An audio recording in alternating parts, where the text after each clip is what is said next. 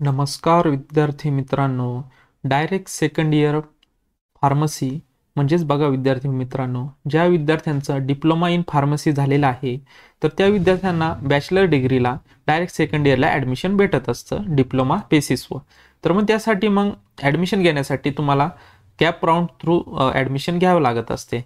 तर मग अशा वेळेस बघा, तुम्ही आतापर्यंत फॉर्म फिल केलेला असेल, त्यानंतर एक प्रोव्हिजनल मेरिट लिस्ट लागलेली असेल, डॉक्युमेंट व्हेरिफिकेशन झाल्यानंतर एक प्रोव्हिजनल मेरिट लिस्ट, त्यानंतर काय चेंजेस असेल तर ते चेंजेस पण तुम्ही केलेले असणार. आणि त्यानंतर आता जी फायनल मेरिट लिस्ट आहे तर ती फायनल मेरिट लिस्ट कॅप राऊंडसाठी आलेली आहे. तर ती आपली फायनल मेरिट लिस्ट जी आहे तर ती आता वेबसाईटला आलेली आहे.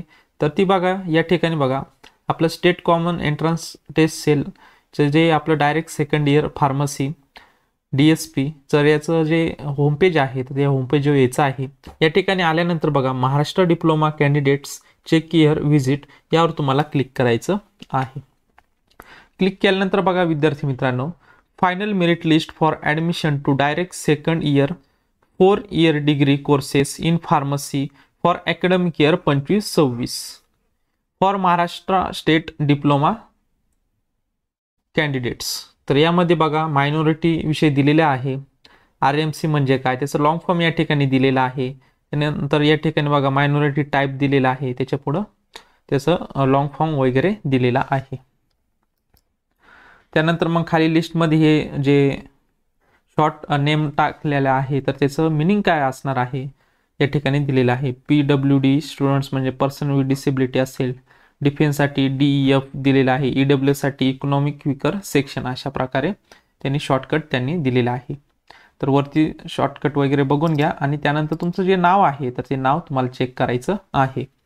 सुरुवातीला या ठिकाणी बघा सिरियल नंबर दिलेला आहे, त्यानंतर ॲप्लिकेशन ID बघून घ्यायचा आहे आपला. त्यानंतर जे नाव आहे तर ते नावमध्ये आपलं स्वतःचं नाव स्पेलिंग वगैरे बघून घ्या.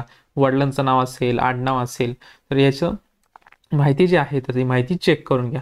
त्यानंतर जेंडर जे आहे तर ते जेंडर चेक करून घ्या.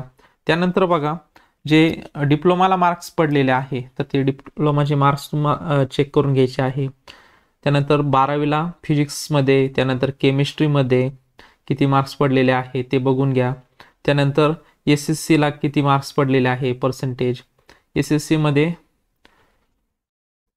या ठिकाणी बघा SSCमध्ये सायन्सला किती पडलेलं आहे, कॅटेगरी कोणती आहे, याविषयी तुम्हाला माहिती जी आहे तर ती माहिती चेक करून घ्यायची आहे.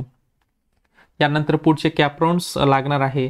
कॅपराउंड्स जसजसे नोटिफिकेशन येणार आहे तर त्याविषयी आपण माहिती बघणार आहोत. तर जे विद्यार्थी आपल्या चॅनलला नवीन असतील तर चॅनल तुम्ही सबस्क्राईब करून घ्या, म्हणजेच तुम्हाला पुढील जे अपडेट्स जे आहेत तर त्या अपडेट्स तुम्हाला भेटत जातील.